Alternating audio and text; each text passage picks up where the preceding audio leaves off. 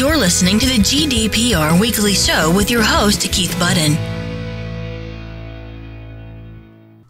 Welcome to this week's edition of the GDPR Weekly Show, and as normal, I'd like to start off with a shout out to our new listeners. And this week we have new listeners in London, Manchester, Slough, Doncaster, Birmingham, Sheffield, Swansea, Derby, Hull, Cardiff, Portsmouth, Southampton, Guildford, Newcastle upon Tyne, and then crossing the continent we have new listeners in Barcelona, in Valencia and in Madrid, all in Spain, in Paris and Calais in France, from Bavaria in Germany, from Venice in Italy, Milan in Italy, Zurich in Switzerland, Moscow in Russia, and then further afield in Delhi in India, Kanagawa in Japan, and then a good number of new listeners from across the pond in the USA. And so this week we have new listeners from California, Virginia, New York, Texas, Washington DC, Illinois, New Jersey, Pennsylvania, Massachusetts, New Hampshire, Colorado and Missouri. So a big GDPR welcome to all of you, and of course as always a big shout out to all my regular listeners. Now something close to 800 to 900 of you every week depending on the topics. Hopefully in a few weeks time we can breach the 1,000 listeners every week. That would be a fantastic target to reach. So if you do have any friends or colleagues who don't currently listen to the show and you think would be interested, then please do point them in the direction of the GDPR Weekly Show. I do really appreciate having you all listening, or you giving up 30 minutes of your week to catch up on the latest news in the world of GDPR.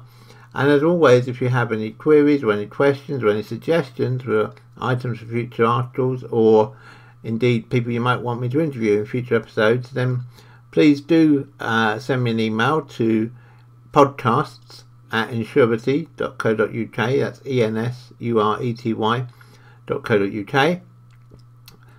You can find the GDPR Weekly Show on Apple iTunes, on Stitcher, on YouTube, and on all the major podcast networks. And if you can't find them there, then you can find them all on our Insurety website at www.insurety.co.uk.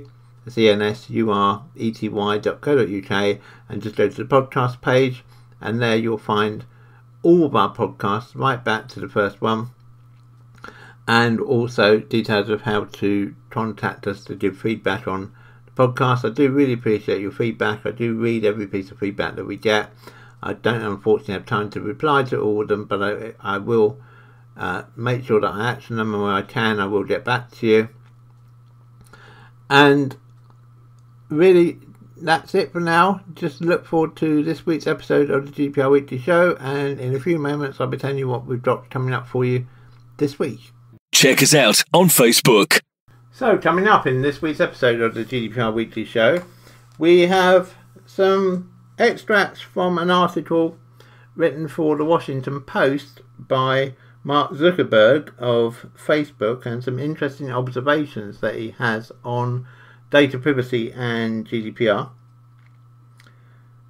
We then look at the Czech Republic, where the national government of the Czech Republic have finally got round to adopting GDPR into Czech law, and have also passed an interesting ruling within that law about the status of public bodies within the Czech Republic and their liabilities under GDPR.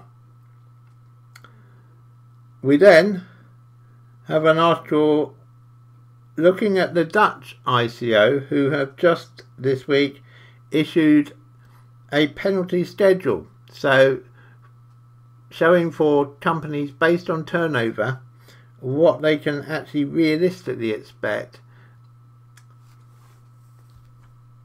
their maximum penalty under GDPR to be. We then have news of a very large data breach via a organisation called verification.io.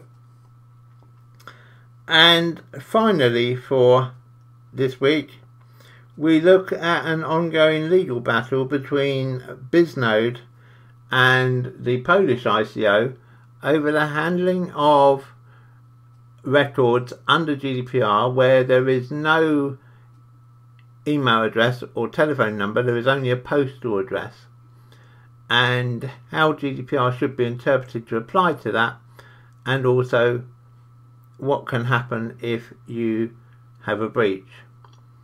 And so an interesting mixed bag of articles for you this week, and I hope you enjoy the programme, find it of interest, and thank you once again for listening to the GDPR Weekly Show. You're listening to the GDPR Weekly Show with your host, Keith Budden. Regular listeners will know that we often have articles about Facebook on the GDPR Weekly Show. But this week, whilst this is Facebook related, it puts an interesting slant on things. Mark Zuckerberg, the main person behind Facebook, has published an opinion piece in the Washington Post newspaper talking about the 4 ways that he thinks new regulations could benefit the internet. Zuckerberg specifically pointed to harmful content, election integrity, privacy and data portability. And Zuckerberg has called for an expanded privacy regulation, echoing similar statements from Tim Cook.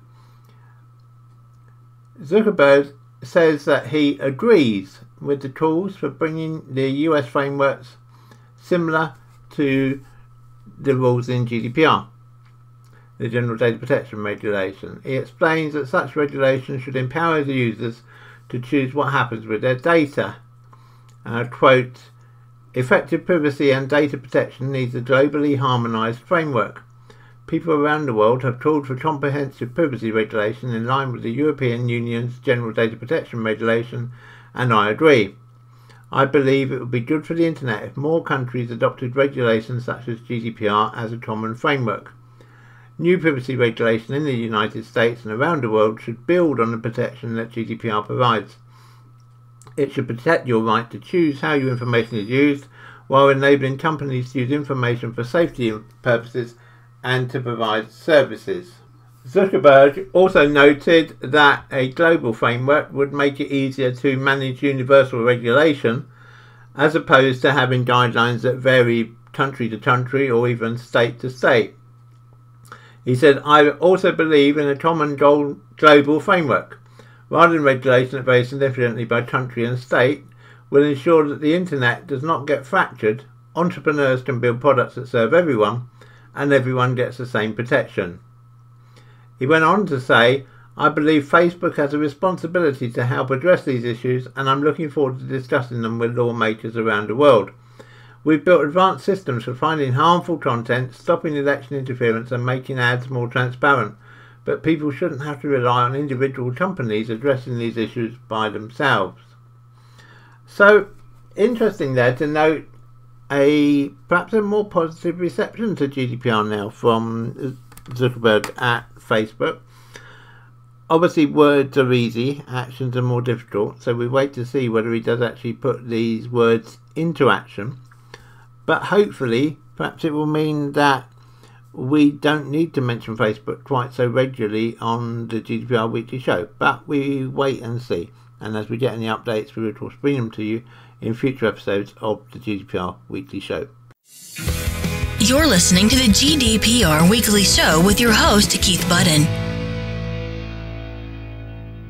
We are getting an increasing number of our customers now already contacting us to arrange an audit, as now it's coming up towards a year from when GDPR came in, and they want to make sure that they're operating as they should be, and we'd like to offer this service out to all of you, all of our listeners. So if you'd like us to perform an audit on your GDPR operations and make sure that you are recording everything you need to be, that you have all the necessary procedures in place, and that you know how to action those procedures, Please do get in touch with us via podcasts@insurity.co.uk. That's podcast, PODCAST, at insurity, ENSURETY.co.uk. Please make the subject of your email GDPR audit, and we'll get the relevant person to contact you. We're able to carry out audits either on site or remotely, and for a pleasantly low cost. I'm sure you'll be pleasantly surprised with the figure we're able to provide you with for providing the audit. I can't give a global figure here because it does depend on how many employees, how many customers, how many records, etc. you have. But please do get in contact with us. It's totally without obligation, but do get in contact with us to arrange an audit, because if you do want the audit done around May or June of this year, to be annual from when GDPR came in, we are roughly filling our diaries for that period. So don't delay, do get in touch, do it this week, and we'll be pleased to provide you with a quote. And for the first 5 of you to contact us to request a data audit, a data breach audit, I'm pleased to be able to say that we will provide that to you for 50% of our normal fee. But that's only for the first 5 of you to contact us as a result of this podcast. You're listening to the GDPR Weekly Show with your host, Keith Budden. Well, Brexit rumbles on here in the UK, and we still don't have a firm decision to bring you. Hopefully we might do by next weekend, who knows. It's perhaps interesting to note that the UK is not the only European country that can take a long time to decide what to do with EU legislation. The Czech Republic has just in the last week finally adopted GDPR into Czech law. Quite incredibly, now it's almost a year on from when GDPR became the rules for data across Europe, but the Czech government has only just got around to incorporating it within Czech law. What is interesting is that incorporating it into the law, they've made a few subtle changes to GDPR, much along the same lines as the UK did, in particular with regard to the age of children. So whereas previously it's been quite simple with children in that across the whole of Europe a child has been regarded as anyone up to the age of 13. In the UK we've said anyone up to the age of 16.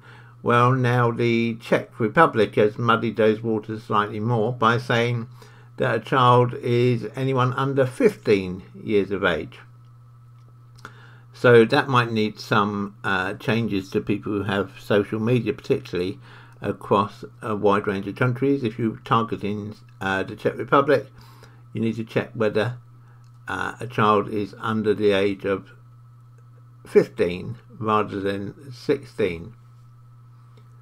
They've also introduced some extra rules on when data does not have to be shared with the data subject under GDPR, and so they've ruled out sharing any data which would be considered to be in defence of the country, public order or internal security, and they've given examples of that as being crime investigation and prevention, criminal prosecutions and the serving of sentences, other important public interests of the EU or any of the member states of the EU, especially economic or financial, currency, budgetary, tax, fiscal, public health or social security, any issues concerning the independence of the judiciary, the supervisory and regulatory functions of a public authority, or personal rights and freedom for the enforcement of private claims.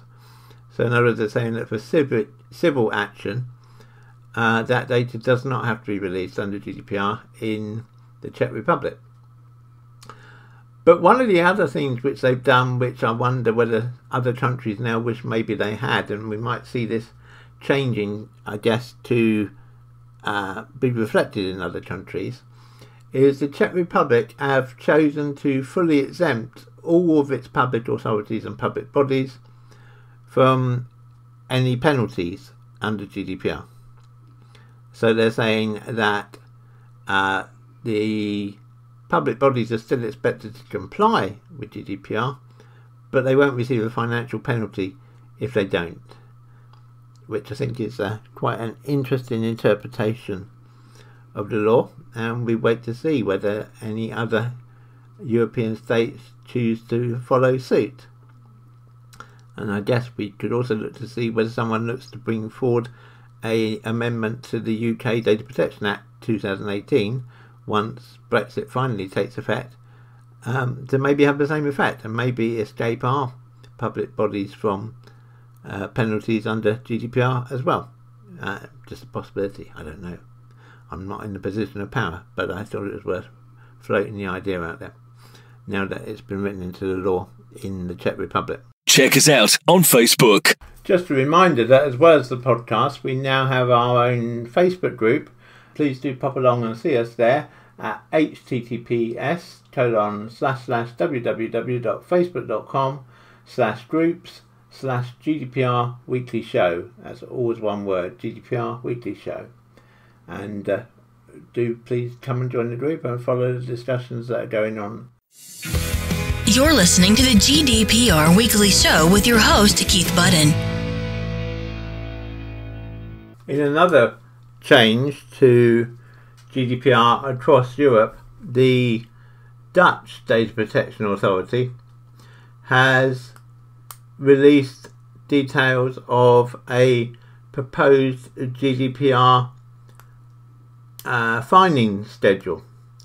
As you know, under GDPR, potentially a company or an organisation can be fined 20 million euros or 4% of their worldwide turnover, whichever is the higher. And what the Dutch regulator has now introduced is the concept that, whilst that's fine in principle, obviously for smaller companies, smaller organisations, no one's ever going to fine them 20 million euros. And so they've come up with a charging schedule which they've made public, and their charging schedule basically has set maximum fines depending on the turnover of a company. And so what they're saying is that for companies or organisations with a turnover between 0 and 200,000 euros, the maximum fine should be 100,000 euros. Between 120,000 euros and 500,000 euros in turnover, the maximum fine should be 310,000 euros. Between 300,000 euros and 750,000 euros in turnover, the maximum fine should be 525,000 euros. And between 450,000 and 1 million euros turnover, the maximum fine should be 725,000 euros. Now, the Dutch regulator has been unique so far in making public such a table of penalties. It is perhaps to be hoped that other European ICOs follow suit, as it would give a good set of guidelines, I think, for those imposing penalties to set penalties so that perhaps we can get back to the original aim, which was that penalties across the whole of the EU would be roughly the same, rather than the scenario where we have now, where some regulators, particularly the regulator in France, has built a reputation for imposing really heavy fines, whilst other regulators, and I'm thinking particularly regulators in some of the Eastern European countries, who've adopted a far more relaxed fining schedule. So it would be good, I think, if other ICOs were to follow this example. Whether the UK ICO, for example, will follow and issue its own charging schedule, we don't yet know. Perhaps it's something that will become clear later in the year. But when we do become aware of any other ICOs across Europe producing a public charging schedule, we will of course bring it to you in a future episode of the GDPR Weekly Show. You're listening to the GDPR Weekly Show with your host, Keith Budden. Possibly one of the largest data breaches ever has taken place or become known, should I say, this week from an organisation called Verifications.io. Verifications.io performed an enterprise email validation service that let other marketing firms check whether lists of emails that they had were real or not. Very little is known about Verifications.io or indeed the people behind the business, but what is known is that their database was breached and that almost 1 billion people's personal data has potentially disappeared without trace. Email addresses from 982 million people were included in what researchers are calling one of the biggest and most comprehensive email databases. But it wasn't just email addresses. Personal information included names, gender, date of birth, employer, details of social media accounts, and in some cases even people's home addresses. It's very early days in the report of this data breach, so there isn't too much information to actually go on at the moment. And indeed, since the breach, Verifications.io have actually taken their whole website offline, so it makes it perhaps even harder to quite track what has been going on. But it would appear that masses of people will have lost potentially had their email data taken. The company itself, let's say, very little is known about other than the fact they operated from an address in Estonia,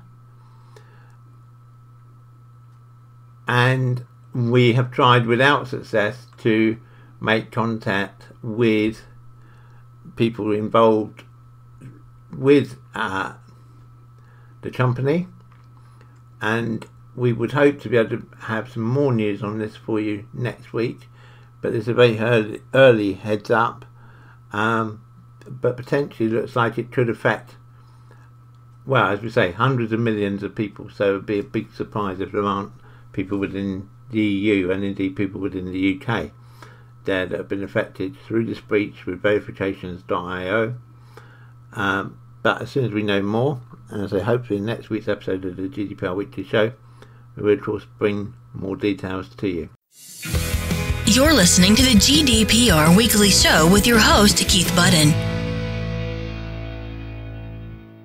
And finally this week, we talk about a interesting decision to come out of Poland's ICO. The Polish ICO has just issued its first fine under the GDPR, and on the surface nothing seems that remarkable. The fine was close on €220,000 and was handed to Bisnode, which is a European digital marketing company headquartered in Sweden. But they have an office in Poland, and it was the Polish ICO which followed up on GDPR investigations into Bisnode, and it found that the company had failed to comply with data subject rights obligations as set out in Article 14 of GDPR, Article 1.4 of GDPR. But the decision also not only imposed this fine, but also instructed Bisnode that it must contact the close on 6 million people who Bisnode had not performed the consent obligations as required under Article 14.4 and given the company 3 months to comply. Now, on the face of it, you might think, well, okay, 9 million people, where's the big deal? You know, it's a hassle for Bisnode to do, obviously, but it's not unreasonable, maybe, that the regulator asks them to contact all these people. Until you realise that Bisnode doesn't actually hold the email addresses for these people, it just holds postal addresses. And Bisnode estimated it would probably cost them around 8 to 9 million euros in postal costs to send so many letters. Never mind the actual burden of actually printing the letters, getting them into envelopes, getting them out to the recipients. So they said, well, instead of that, we'll just delete the sanctioned records. And then we don't have to send out those millions of letters. But of course, actually deleting data after it's part of a GDPR investigation is in itself considered a data breach. And so the Polish regulator has come back to Bisnode and said, we're not happy that you've done that. We still think you need to retrieve that data and send out these letters.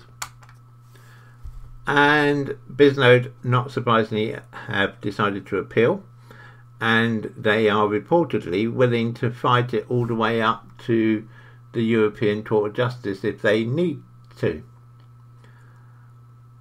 What's interesting here is it's probably the first example that we've come across, certainly in Europe on a large scale, of an ICO applying the rules of GDPR quite correctly to records where there is no email address, where there is no electronic way of contacting the people involved. There is only good old snail mail post. We've had discussions with the Polish ICO about this, and they say that they are sticking by their guns. They're saying that they need Bisnode to comply and write to each of these people and give them the opportunity to refuse consent, in which case, of course, they will legitimately, Bisnode will then legitimately have to delete the data. When it was put to them about the cost of actually doing this, the response from the Polish ICO was very much, well, that's Bisnode's problem and not ours. And it said that they had given it some thought, and they actually felt that either Bisnode could find a cheaper courier to deliver these letters to all the people concerned, or maybe even considering using its own staff or hired temps to actually go door to door and deliver these written notifications to all of the people concerned. So, do Bisnode have a right of appeal? Well, it all comes down to, and those who've had our GDPR training will know that we already had some misgivings about this. It all comes down to the age-old implication whenever legislation says that the company involved is expected to fulfill its obligation in an active manner using its best endeavours. Now, I have sympathy with Bisnode, but at the same time I also agree with the regulator that you can't simply have a situation where you impose a requirement under GDPR and the response of the organisation holding the data simply say, oh well, we'll delete the data then. That's really missing the point. And so it will be very interesting on this one to see which way it goes. Bisnode say that they believe that this was an unintended consequence of GDPR and that GDPR was not intended to cover this situation where companies, organisations did not hold electronic contact details or even phone numbers for the people who were included on the database. I don't agree, I have to say. I've given this some thought this week, and I'm coming down on the side of the Polish regulator, that I think it really should be the case where Bisnode do need to use their best endeavours to contact these people. Now, it may well be that best endeavours is actually employing couriers or temps to actually hand deliver letters to the people concerned. I really don't see that that's a matter for the regulator, but I do think Bisnode owe these people an obligation to actually notify them, let them know that they've been using their data, and seek their consent. This is yet another case which I'm certain is going to run and run, and as we get updates from it, either from Bisnode or from the Polish ICO, we will of course bring them to you in a future episode of the GDPR Weekly Show. You're listening to the GDPR Weekly Show with your host, Keith Budden. So that brings us to the end of this week's episode of the GDPR Weekly Show. I hope you found it useful. I hope you found it entertaining. Please do let me know. Let me have your feedback by sending an email to podcast@ensurety.co.uk. You can find out more about us at Ensurety at www.ensurety.co.uk. And I look forward to speaking to you again, same time, same place, next week. Have a good week, everybody, and remember to keep your data safe. Check us out on Facebook. The GDPR Weekly Show is an Ensurety production. Follow us on Facebook at www.facebook.com/Ensurety.